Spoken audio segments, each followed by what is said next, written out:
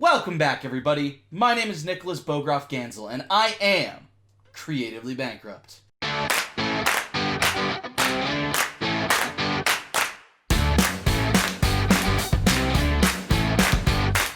So today, we are diving into episode 3 of Evermoor. So I made the mistake of looking at the IMDb page for this show, because I was trying to get some of the names right. And the IMDb page is kind of fucked. According to the IMDb page, this show and the Evermoor Chronicles are the same show? I don't know. I couldn't figure it out. On Disney Plus, the Evermoor Chronicles is broken into 3 seasons. On IMDb, it's broken into 2. But it's not like one of them is this show and one of them is the other show, I don't think. But I don't know, I couldn't make heads or tails of it. So, I've avoided looking at any episode descriptions, because obviously I don't want spoilers. And I've avoided even looking at the Evermoor Chronicles page at all, because, I mean, other than to see it was there and to see how many seasons were in it, because I don't want to know shit. But now I don't know if the first 4 episodes of the Evermoor Chronicles are going to be just these 4 episodes again. And I mean, if they are, I don't know what to do about that. Hopefully it's just one of those weird IMDb being fucked up things. Those happen occasionally. All that to say, that does not affect my plan. I'm still watching through episode 4, and then I'm going to be starting another show, and then if people are interested, I can go back and react to the Evermoor Chronicles. That being said, I feel like I'm probably going to watch the Evermoor Chronicles either way. It's just a question of whether or not I react to it. Because I swear to God, this show is... it's something else. Every time I try to formulate my thoughts in this show, I feel like I'm changing my opinion. But... fuck, it's something else. It's not, like, good. But, I don't know. I'm still kind of on board. Now, last episode was undercut by the fact that I had watched the next time on. I specifically avoided that for this one. Anytime I had to do anything related to it, I muted it. So when I was making sure that, when I was skipping to the credits, I muted it so that I wouldn't accidentally hear anything, to make sure that I could get right up to the end. So I don't know what's going to happen this episode, but it's the second to last episode, so I guess we'll find out. Yeah, so the cliffhanger of the last episode was that Tara was sinking into the moors, and one of the hooded figures was, like, all intimidating and shit. So that was fun. I'm assuming we're going to pick up right where we left off, because that's what we did last time. Predictions going forward. I think that the mayor's daughter is going to be the one who's picked to become an Everine, because she's literally the only character we know who's in training. Also, the mayor did pretty exclusively call on her in school, and I feel like that might have been less about trusting her to know the answer and more about he wants her to be an Everine, so he's giving her the spotlight and giving her the opportunity to answer the questions. Because there were a lot of kids raising their fucking hands. So it's like, yeah, I think that was some preferential treatment. Theoretically, there might be like a lawsuit with the mayor, but I don't think that's going to become a big thing. Like, there was some allusion to that last episode, but I think that's more going to be jokes and not so much a big pivotal plot point. In shows with magic, it's rarely lawyers who save the day. I suppose if you did a show about, like, Fae rules and Fae logic, then, because they have such complicated rules, you could do an interesting kids show about magic with fairies where the lawyer character saves the day because they can actually follow all the fairy rules. That's a tangent. That's not related to anything. That just occurred to me as I was talking.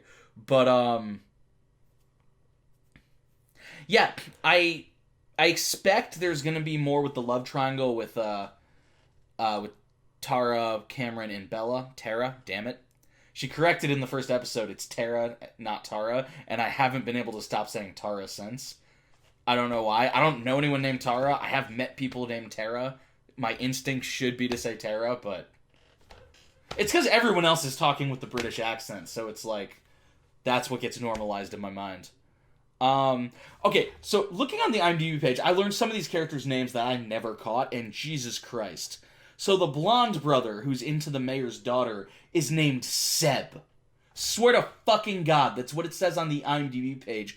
I rewatched a clip from episode 2 to see if I could catch his name, and she calls him Seb. It's like in passing, but I was like, oh my God, that's insane. And the girl he's into, the mayor's daughter, is named Sorsha, which is like, that's actually a name, but it's spelled like phonetically. Like it's spelled like it sounds, not like with other Sorsha's I've encountered. So... Yeah, I don't know. Then the youngest is just named Jake. Like, I don't know. I guess they wanted a normal name, but they couldn't have it be too normal, so they had to counterbalance him with his best friend, Ludo, the housekeeper's son. Yeah. So there are some fun names in this show. I'm sure that'll get tedious if I actually try to watch the whole series. Yeah, there were a lot of misleads about what the bell sound was, so I think the finale is going to be when we find out who sets the fire. Or maybe we won't even find out. It might be like that's the cliffhanger, is like, oh, there's more mysteries to be solved, we still don't know who set the fire, it was someone magical. But I feel like probably they're going to solve that mystery, because that seems like a pretty small mystery. Mainly because it was a pretty small fire. But, yeah. I don't know, I guess we'll just get started and find out. Oh, and as always, if you're watching my videos without watching the original content first, you're doing the content a disservice and you're doing yourself a disservice. If you really do want your first experience of Evermoor to involve me, then head over to my Patreon. For just $1, you can get access to my uncut reactions that you can play alongside the original content. Let's dive in. Who wants the man? Oh right, Bridget was theoretically murdered. I just realized that's basically the typewriter of Stranger Than Fiction. Because in Stranger Than Fiction, she wrote an outline by hand, and it didn't happen, but as soon as she started typing it, it happened. Can't believe it took me this long to make that reference. Oh, shit! The cloak figure pulled her out? Scare, honey. A warlock pulled me out. It wasn't actually a dream, right? Will that be all, Mom? You know you don't work here anymore, right? So yes, in the deepest sense of the word, that will be all. The trainee Everines are invited to attend, and each is allowed to ask one question of the circle. Oh, shit. Big deal. That's kind of cool. I've brought your laptop. I was wrong to confiscate it. Your Tallulah stories are Because, great. you know, homework! You've really got something, kiddo. It's called a fever. But you stay in Oh bed. no, I guess she got rid of that, but still. You have bog sickness! I missed what the actual word for it was. Okay, this is great. The typewriter Seb. See, his name's fucking Seb. And a hooded man. Like a warlock. Oh, it was a man. Making it worse. Shit, it's gonna be Cameron, isn't it? happened? And it's all connected. I do love this house. I believe they said stay in bed, not walk it off. And what will happen if you are chosen? My life would be devoted to the circle. Ooh. That What sounds about boring. boyfriends? It is forbidden. I suddenly have a vested interest in you failing. You should just know that. I heard what happened. I brought grapes. And I'm now put in the awkward position of having to choose between you directly in front of you. Gonna try to avoid this situation. Do the grapes have bugs? Because we don't want the grapes if they have bugs. Oh my god. Fuck you, Cameron. You're on my shit list now. You brought a spider. Like a fucking tarantula or something. Actually, tarantulas might be bigger than that. I'm not sure.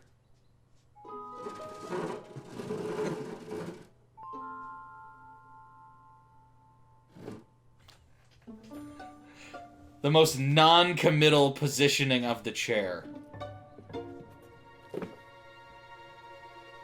So,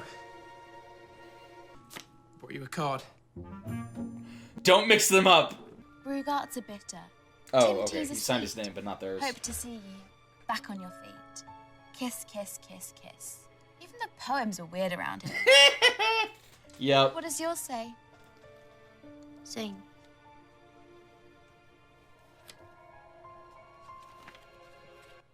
Yep. Jake, would you like to earn 10 English pounds? How? Wow. Was she just trying to do a fake British accent, even though she has a real British accent? What the fuck? Lady's cleaner than a kitten's armpit. Get back out there, will ya? Sorry, Seb.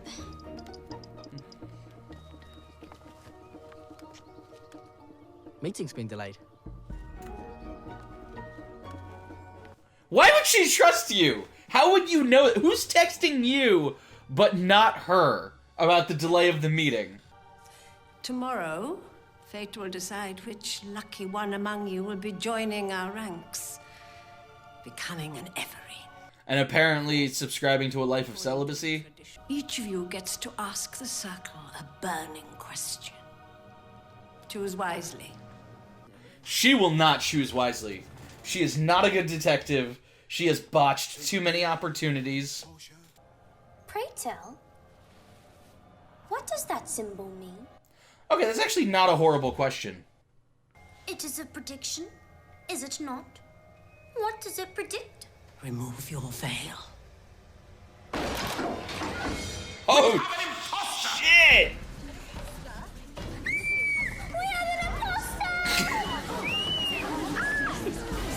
Inciting a panic. I like it. Secret passage, secret passage.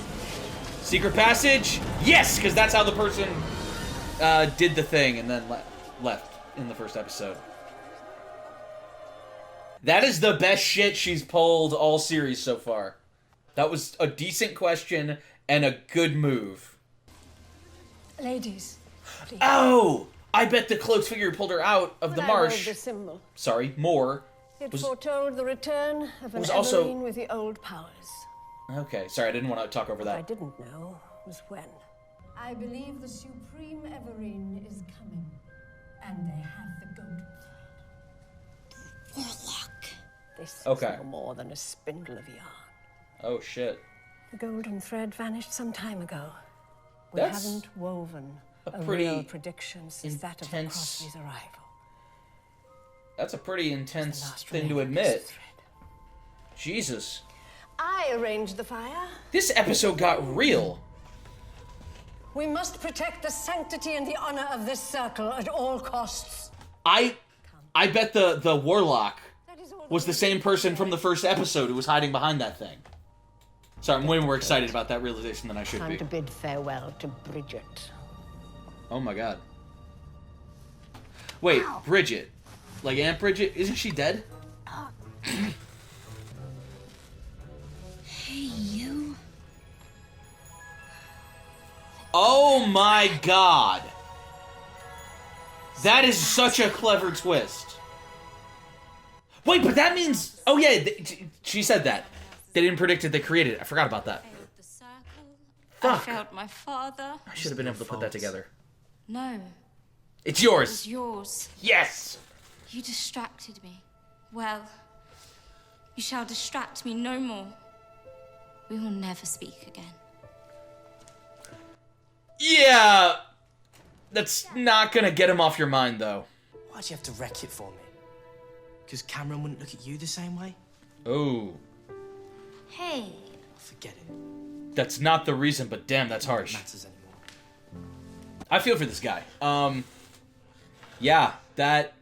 I would also probably lose faith in the whole mystery if it was like, oh, you lied to me and I lost the girl because of it. The boys always did go crazy for Bella. No! Don't do some stupid shit now. Cameron goes crazy for Tara No! for once. What the fuck? No! That is such a bad idea! Yeah! Haven't you seen the show You? What's that you say? Oh my god. go and get her. No. Tara Crossley, I'm No. going to get you. No. This is gonna end so badly. Okay, well, I no longer think he's the warlock. Looks like a picnic basket. Have they been holding her hostage? Oh my god. It's getting weird now. The great Bridget McCoy. No more than a box of trinkets. Oh. And no golden thread among them. Get off! I'm trying to... That's what they heard? The falling, not the yelling? But soft. What light through yonder window breaks. Okay, the upside down star, is that supposed to, like, evoke the thoughts of a pentagram? Tara is the sun. She was drinking that. Oh, but this isn't yours. I must have got the cards mixed up. The kisses were for you.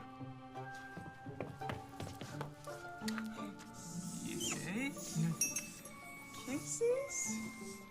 Kisses? You know, I used to be so shy. I'm gonna hold you tight and never let you go. Well, he hasn't murdered her yet, so I gotta mean, go fix we're this. doing pretty good, considering all possible outcomes. Our friendship has survived worse. No, it Each hasn't! other for 2 days. Yeah.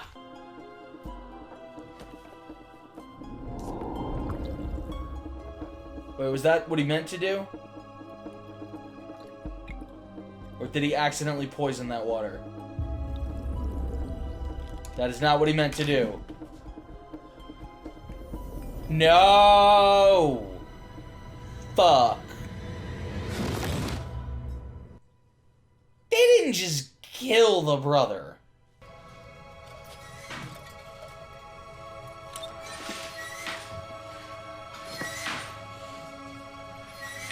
Oh shit.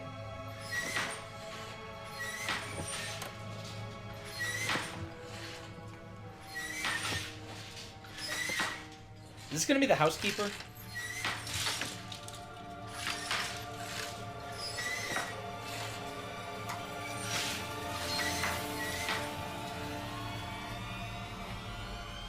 No way. Aunt Bridget? Aunt Bridget? Boom!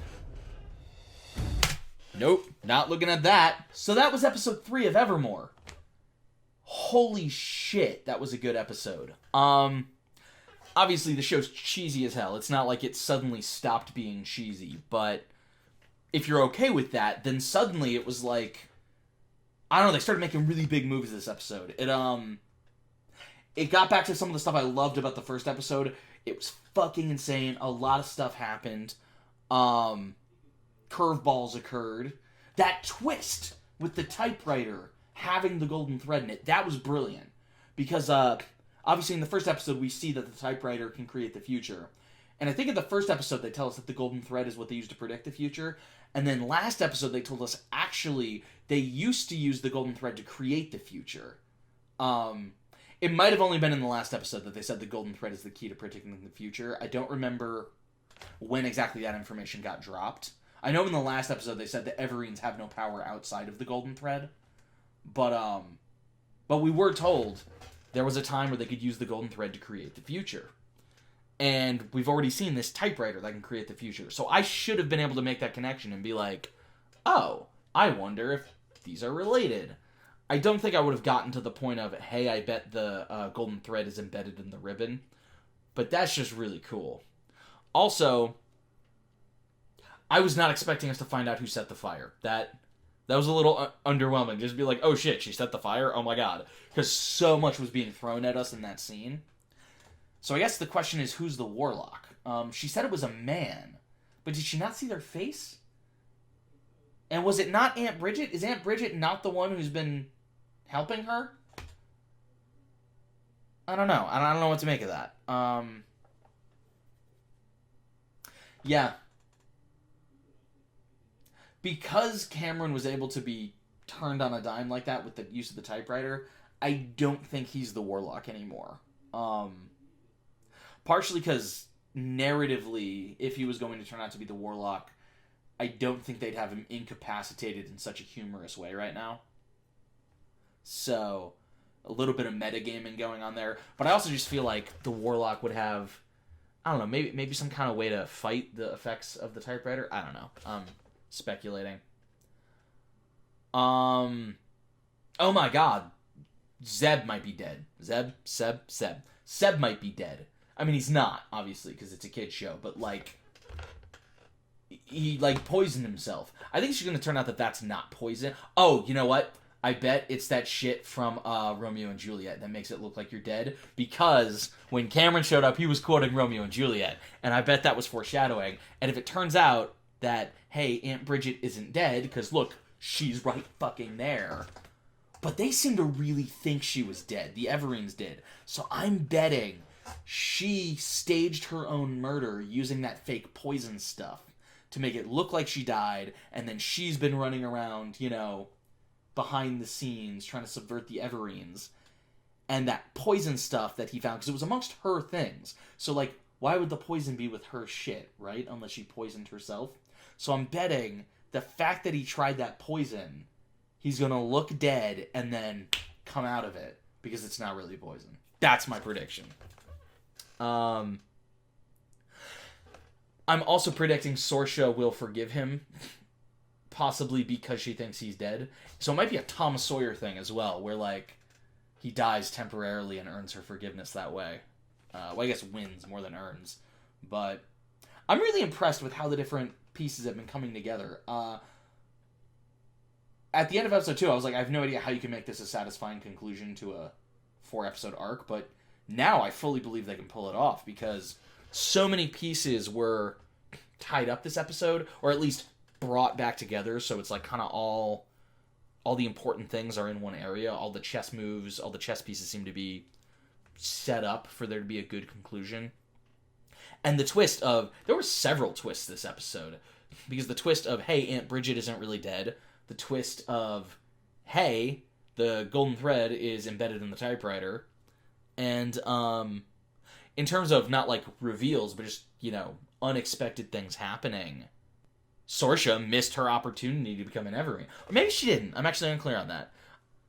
At the time, I was thinking if she misses this moment to ask the question, you fucked up the ceremony and now she can't be an Evereen because she didn't go through with whatever rituals, I might have made an assumption about that. That might not be true. But the way that she talked to Seb about it, I guess, you know what, I'd be pissed if I missed the sacred ritual where you have to ask one question of the tapestry that I've been planning for years and years. Like, so yeah, maybe she still can be an Evereen. I don't know. Nevertheless, this was a crazy episode, and I hope the finale is just as crazy. So, that's pretty much all I have to say about this one. Come back next week for the series finale of Evermoor. Or not, if IMDb is to be believed. I don't fucking know. If you can't wait that long, check out my Patreon. We can get episodes up to 4 weeks early there. And, yeah. Please like and subscribe, because I'd love to have y'all coming back on the regular.